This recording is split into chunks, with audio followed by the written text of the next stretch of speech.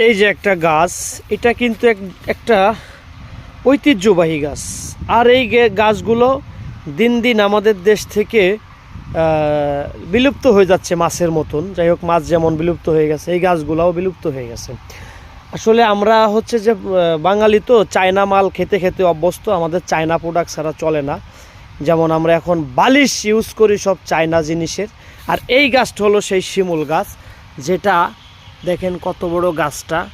এটাই তোলা হয়, আর এই তোলার বালিশে ঘুমাইলে আমাদের যে ঘুমটা কি আরামে হয়, মাথা ব্যথা করে না। কিন্তু বর্তমানে এই গাছগুলো দেখাই যায় না। আর এই গাছগুলার একটা জিনিস আমি দেখছি, এরকম বড় বড় পট হয়।